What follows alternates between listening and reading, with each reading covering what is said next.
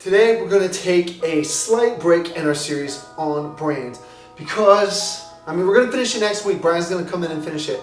But I need to speak a word of encouragement to you guys this week. I kind of started thinking about something, praying about something, and I want to talk to you guys today about something called confirmation bias. Say it with me. Confirmation bias. If you didn't say it, that's okay. I don't know. I never do that, so I don't know why I asked you to. But confirmation bias, let me explain it to you. So my undergrad degree is in public speaking, rhetoric, argumentation, and debate. And confirmation bias is something that you learn about in this field. And even when I started my master's program at Georgia State, and I was doing a lot of media studies stuff, this is something they talk about all the time in media studies. And confirmation bias is when it occurs when you see and you interpret events or information in order to confirm or agree with what you already believe. All right, I'm gonna say that again. Confirmation bias happens when you see and you observe events and information in order to confirm and bolster and agree with what you already believe and think. And so it's just basically like you're looking to be right all the time. Or you're just looking for everything to just agree with what you already know, or what you already know or have an opinion about. So let me give you a couple examples. I'll give you like some ridiculous ones. I had one of my boys back in high school. So if he was convinced that a girl liked him, you couldn't tell him nothing. Like you couldn't tell him otherwise. He was convinced that this girl liked him. And so like a girl could walk by him and be like, excuse me, and she'd walk off, and then he'd be like, oh, did you see that? I'll put a ring on it. Like lockdown. Did you not see how into me she was? I'm like, bro, she just walked by you. I don't even think she really acknowledged your existence. I don't think she was attracted to you. I think she was actually trying to get away from you. Plus, have you smelled how much Axe body spray you put on today? Not a good look. I'm sure she was trying to get far away. But because he was convinced that this girl liked him, or that lots of girls liked him, you couldn't tell him otherwise. It was a confirmation bias. What just happened confirmed that he's like, oh, this girl's into me. But then, like when I was in high school, I was always more nervous around girls that I liked. And I tended to be more like skeptical, like, nah, she's probably not into me. So if a girl came up to me and would like sit down and talk to me, maybe one of my boys would be like, bro, who's she trying to talk to you right now? And I would just push back with like, well, she's probably just trying to be nice or polite. Like she probably just wants to be friends. Like, and it's because I operated under the premise or the assumption that she probably wasn't interested. And so, even the same situation, if the girl walked by me and was like, excuse me, then I would probably think like, oh my gosh, she thinks I'm annoying. She thinks I'm in the way. Did you see how she didn't say anything to me? Like she could have like said like, hi, how's it going, man? But she didn't. She's not into me. The same event happened in both of those situations, but because of a confirmation bias, my boy interpreted it one way that already bolstered what he already believed. She's into me. And I interpreted it in a way where I was like, nah, she's probably not interested. This can happen maybe with you. Maybe you have high self-esteem and you think, man, I'm the best. Like, I'm just gonna be real. Like, I'm the best. And so maybe like you don't have a ton of friends. Maybe let's say you have like 3 close friends, okay? We'll say 3 close friends. Well, if you believe you're the best and you only have like 3 friends, you're probably thinking, greatness keeps exclusive company, you know what I'm saying? Like, there's only so many Michael Jordan, Kobe Bryants, and LeBron Jameses in the world, you know what I'm saying? Like, not everyone can hang out with Drake. Like, it's a small circle. And so you believe you're the best, and that's why you only have like 3 friends. It's like, oh man, it's good company. It's hard to get on this level. However, if you have low self-esteem and you think like, I'm the worst, well then if you only have 3 friends, you're gonna just assume, well, it's because no one likes me. I'm trash. Same thing happened in both situations. Has 3 friends, but because of a premise, a fundamental belief, and a confirmation bias, those are interpreted 2 different ways. I'll give you another illustration. This is kind of a timely one. Right now, people are wearing masks, right, because of COVID. Well, if you operate under the premise, the belief, and the foundation that the government and the CDC want what's best for you, then when they say wear a mask, you're going to go, oh, okay, obviously, of course I'll wear a mask. You guys are looking out for us. But if you operate under the premise and you have the bias that like, and the government's probably trying to control us or manipulate us or lie to us, when you hear the government or the CDC say wear a mask, your initial inclination is to go, oh, see, they're gonna like make us wear, they're like infringing upon my personal freedoms. Now, I'm not trying to speak a word of condemnation against either one.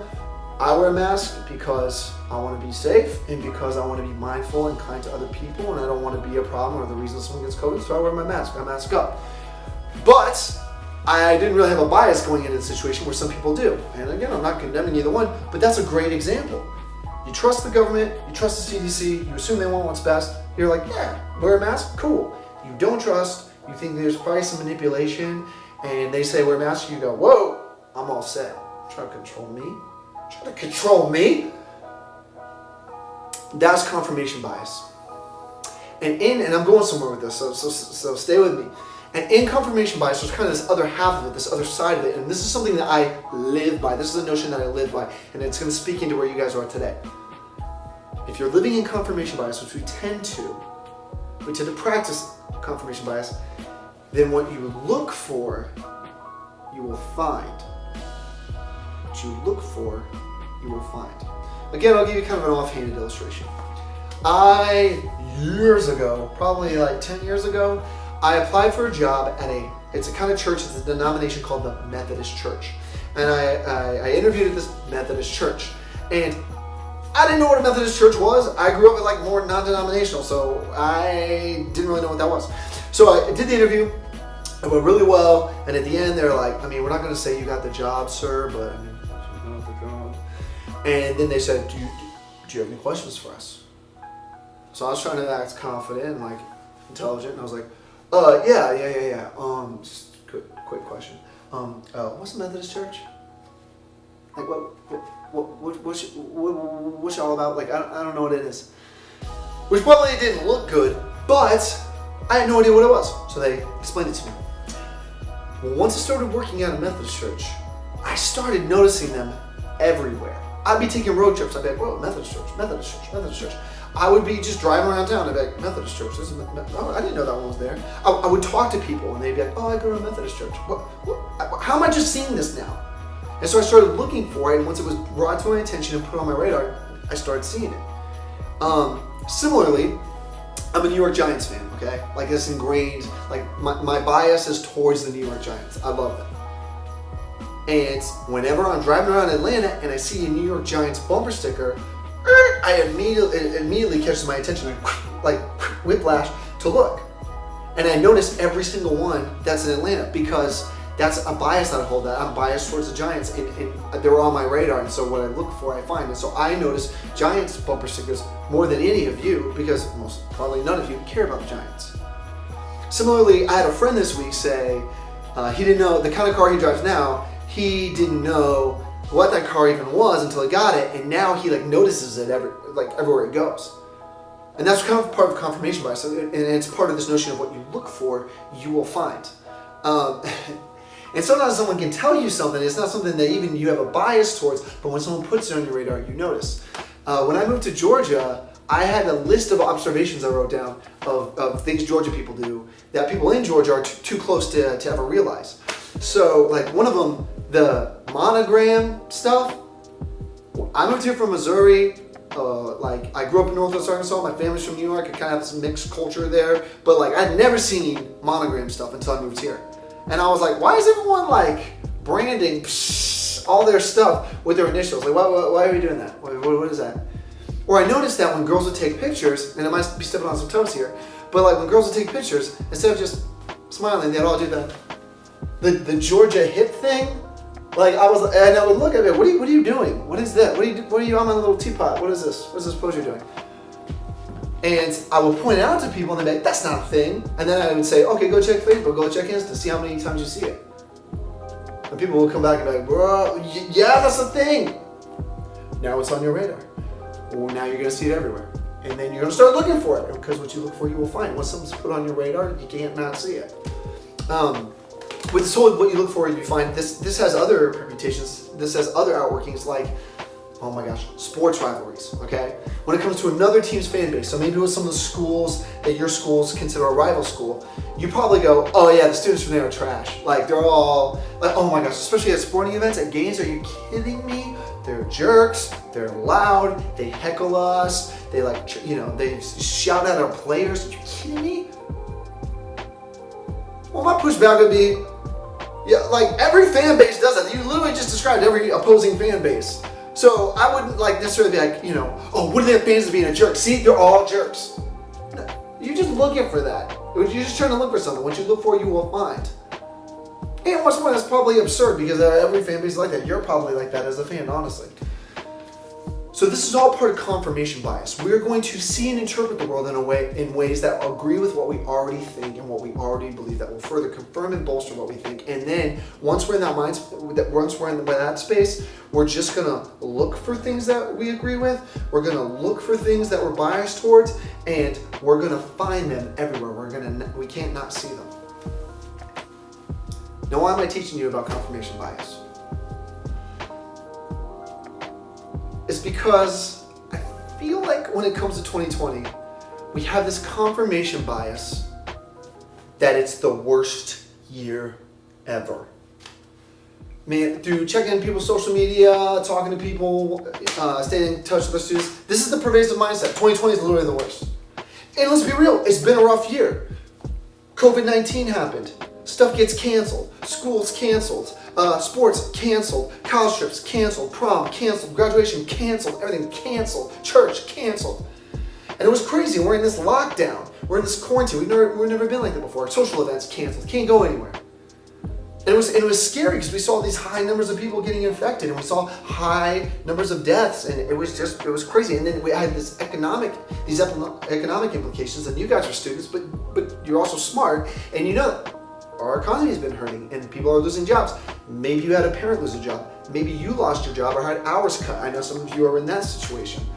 And so all this stuff was just working out. It was crazy with COVID. And then little things like this. Then I don't know if you remember, we had this whole thing happen where this like swarm of hornets came over from overseas, somewhere in the Pacific, and there were murder hornets. Murder hornets. We have a global pandemic that we've never experienced, and then we have murder hornets. And that sounds so scary and intimidating. Like, killer bees sound like an inconvenience. Like, oh, killer bees. Sounds like they're talking a big game that these bees can't back up, really. But like, murder hornets, that's scary. Or like if someone came up, oh my gosh, if someone came up with like slaughter wasps, I would just move, or I would go into a bunker. But we had that happen, and then people are like, 2020, why not? Like, that's exactly what you can expect from 2020. What else? And I know people going through personal difficulties and personal strife in this time. They're like, yeah, 2020 is horrible. And then, like, I had a family member pass away, someone I was really close to, my uncle. And like, I very easily could just be like, yeah, 2020, welcome to the worst year of all time. Then, 2 months ago, we had all these racial tensions flare up. And we had such tragedy, and we had so many devastating events, like, oh my gosh, the murder of Ahmaud Arbery, and then Breonna Taylor, and then we had George Floyd, just back to back to back, right when we were kind of easing out of quarantine. And things just kind of exploded, and there was all this tension and hostility. And then that led to riots. And then we saw, pictures on the news and video on the news of cities burning and people getting arrested and like violence breaking out. And then and then in a beautiful way, we actually started having conversations about stuff we should have been having conversations about.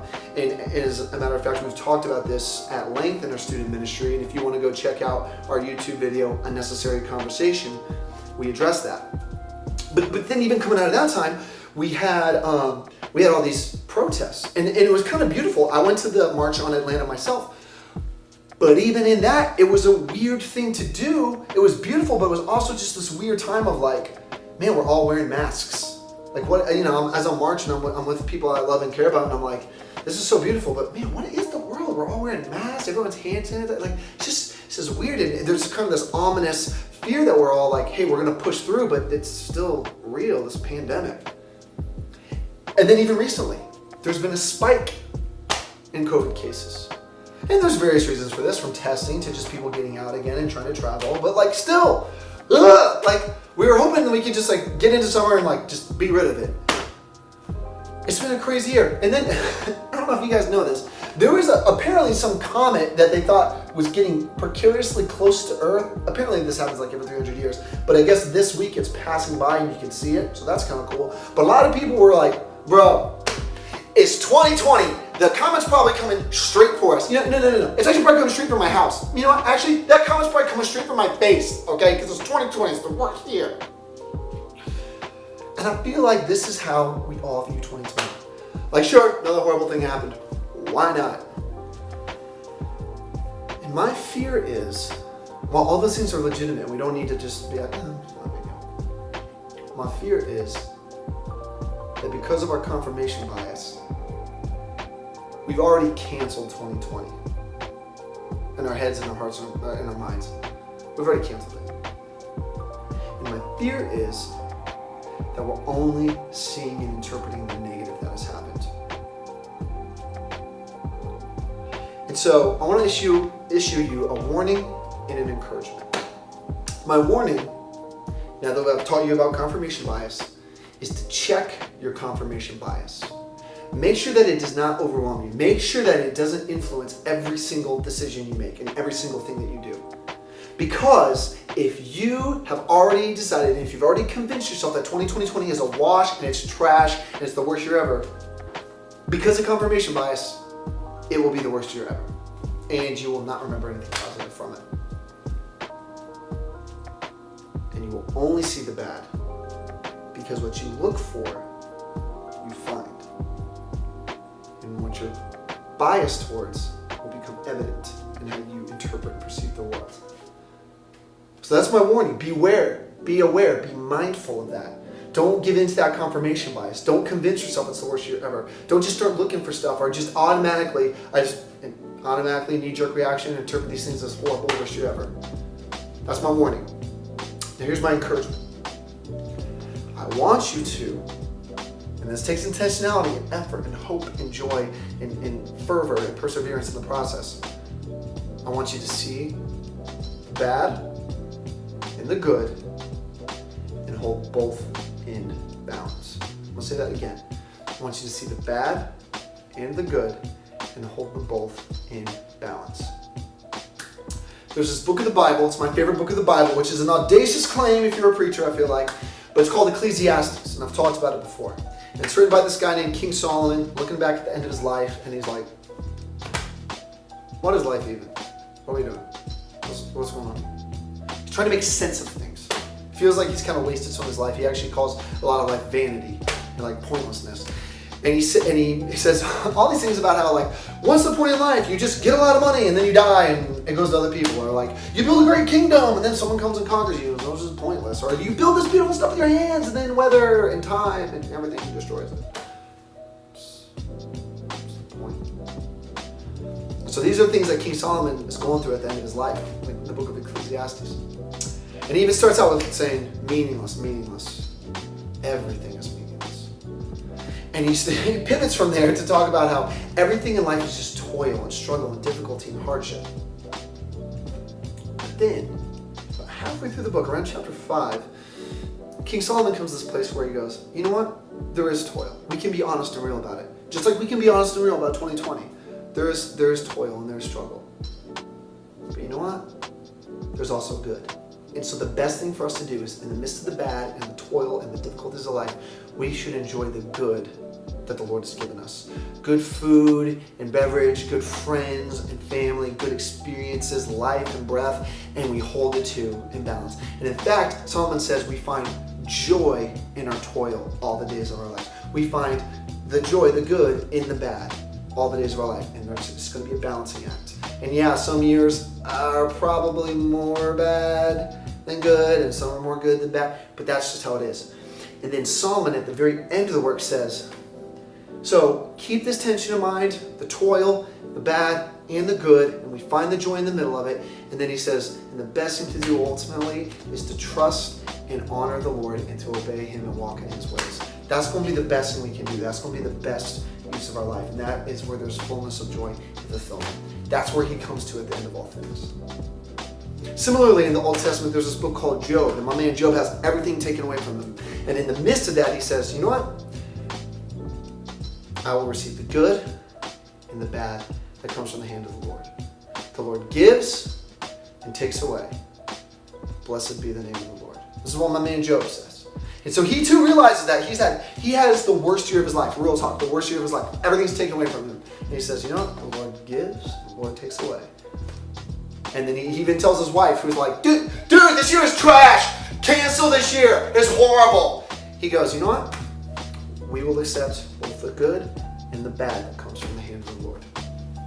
And so you see this throughout the Bible, this notion of balancing the two. And so that is my encouragement to you, to do that same thing. To realize you can see the bad and then see the good and hold them both in balance. And in that, trust that the Lord is working out a greater good, because that's what the Lord does. We've talked about that a lot. And the point of it all is to live to honor the Lord, to become more like Jesus in the process. Which will get to my second encouragement for you. As you try to see the good and the bad and to hold them both in balance, you have to develop new thought patterns. Develop new thought patterns. It's going to be so difficult but you can do it. If you have that confirmation bias, you're already in this method. There's already like a machine, there's a whole system in your head that's just interpreting information. You got to slow that. You got to stop that. And I want to point you to this letter in the New Testament. It's called the letter from James, or some people call it the book of James. And James is actually the brother of Jesus, and he's actually writing in a way where he's kind of he's kind of pulling from the teachings of Jesus in the Sermon on the Mount. Jesus' most famous sermon. He's kind of applying them to all the churches in his area of the world at the time. And James starts out his letter by saying in chapter 1, verse 2, consider it pure joy, just like we talked about joy with Ecclesiastes. Consider it pure joy when you endure hardships of different kinds, for you know that the testing of your faith develops perseverance. And he goes on to say that perseverance has to manifest itself in your life and work itself out in you so that you may be mature and complete and not lacking anything. And James's ultimate goal is that as we experience hardships and trials, it's actually developing perseverance and resilience, and we have to get to that place so we can become more complete, full, and whole as God's creation and as followers of Jesus, that we become more conformed into the image and likeness of Jesus, more like Jesus. And so James actually recognizes that things like this stuff can actually work out for good, but he says, consider it pure joy. This word consider, if you break it down in the Greek, it's actually this intentional cognitive process that doesn't happen naturally. You have to rank and prioritize things in your mind a certain way. So you might, in 2020, go, like your knee-jerk reaction is, this is the worst year. Something happens, worst year. What this Greek word's getting at and consider is hold on, take an account, and rightly rank things in your mind. So, you know what? Even though this thing is bad, let's go ahead and consider it. Let's rank it as good. Let's place it in a place of good. Let's be intentional about how we think about it, because we know it's developing perseverance, and we know that's going to make us more like Jesus and more complete and mature and whole. So with 2020, I tell students all the time, you guys are going to be way more resilient coming out of high school than I was, because I didn't have to deal with a global pandemic or murder hornets or all this other stuff we're dealing with. So develop new thought patterns. When stuff happens, instead of going, cancel 2020, forget it, we're out of here. No, cancel 2020. Hold it and go, yeah, I'm going to consider it pure joy, because I know this is making me resilient, and this is in a way going to conform me to the image and likeness of Jesus. We good. That's my second encouragement. Develop new thought patterns. So see the good and the bad, hold them both in balance. Then develop new thought patterns. And that takes effort. Last thing. Bro, get you some new glasses. Examine the glasses through which you are seeing the world. We all live with a worldview, a way we view and interpret the world. And this is like one of the most fundamental things. This will actually lead to your confirmation bias. But if you view the world as pointless, there is no God, Jesus was some dude, Everything is just random. Like, in fact, the way things started was just a random bumping of molecules and gases coming together. It's like a universal fart. I don't know what happened. Like, it's pointless. If you are logically consistent, and I've had many conversations with people about this, and I've studied this a lot, if you follow that through to consistency, everything's pointless. There's no purpose to anything. And you won't be able to prove certain things like love and divine intention and destiny and things like that, because those are just pointless. And so when anything happens, you're just like, oh yeah, because there's no point to anything, honestly. And there's not a lot of joy in that. And I don't see a lot of joy in that and a lot of hope in that. If that's how you're viewing the world, then that's 2020. Your confirmation bias is going to be like, yeah, of course, every year is pointless. This year is horrible. Or you can have the lens, some people are like this, some Christians are like this, where they go, well, the world's horrible anyway, and like it's all doomed anyway, so like we just need Jesus to teleport us up into heaven, and then like we out, and who even cares? The world's trash as it is. Well, the Lord throughout, from Genesis to Revelation, has been redeeming, restoring, and renewing the world. And Jesus has called his followers, I mean, that's part of why Jesus came, and Jesus calls his followers to be ambassadors of reconciliation, to be part of the restoration of all things. And so we see that the world is broken, and there's sin in the world, and there's evil powers that be, and there's hurt in the world, and we are honest about those things. There's racism and violence and sexism and classism, and there's all this stuff going on. But we also realize we've been called to be part of the solution as Jesus followers, to bring more of his kingdom into this world. And so I would argue that as Jesus followers, we need to have lenses of redemption. We need to see the world through the eyes of the kingdom of God. We are part of restoring and renewing all things. So when you see things go wrong in 2020, instead of being like, world is trash, everything's pointless, we can go, there's hurt there. That's what a reminder that things are not as they should be, and what a hope we have in Jesus, and what a hope we have in bringing more of his healing, more of his kindness, more of his grace into such a tumultuous situation. What an opportunity to point people to Jesus, or to really embody the way of Jesus to others, and to be an encouragement in that. And what a hope we have in knowing that someday, we read about it in Revelation, that heaven is going to come down to where we are now, the new heavens and the new earth. So we're still preparing the way of the Lord, even in this tough year. And in this process of difficulties, I'm going to consider it pure joy. I'm going to know that the Lord gives and takes away. I'm going to live with the bad and the good and find the joy in the toil and trust the one who gave it all. And so those are my encouragements to you guys. See the good and the bad and balance them. Find joy in it. Develop those new thought patterns. Consider it pure joy. That considering takes effort. And then get you some new glasses. See the world, change up your worldview. See the world as the Lord is renewing and redeeming things. And there's going to be wars. Jesus even said there's going to be wars, there's going to be famines, there's going to be difficult times. And you will endure trials in this life. But Jesus told his disciples, I have already overcome the world. And so followers of Jesus for centuries have recognized that Jesus is Lord over situations. And we can take trust and faith and hope in that. And the church has persisted throughout way worse things than 2020. And so my encouragement to you is to check, or my warning to you is to check your confirmation bias. Don't cancel 2020. Try to see what good the Lord is working out in this time. Man, maybe you've been able to connect with family more than you have ever. Maybe you're like, I got to know my brother, I think his name's Kyle. I got to know my brother Kyle a little bit more. It was like, I didn't know his name was Kyle. I thought his name was Clint. I got to know him more. That's great. Or maybe you're like, man, honestly, my mom and I was beefing. Like, my dad and I we were butting heads. And you know what? Actually, I'm kind of gotten close to him this time. Maybe you took time for rest, and you were like, man, I was getting burned out, and like the quarantine actually gave you rest. With all of the racial tensions in this country, I would argue we are having conversations now we should have been having for, I don't know, 200, 300, 400 years.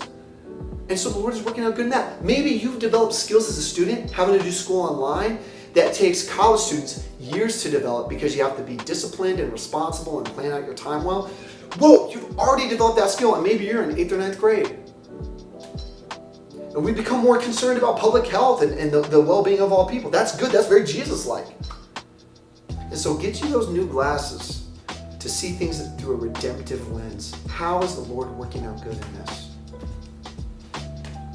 Don't cancel 2020. Don't give in to your confirmation bias. Don't just see the bad. Also see and interpret the good. and realize the one who is working out all good is still on the throne, is still in control. Grace and peace to you guys.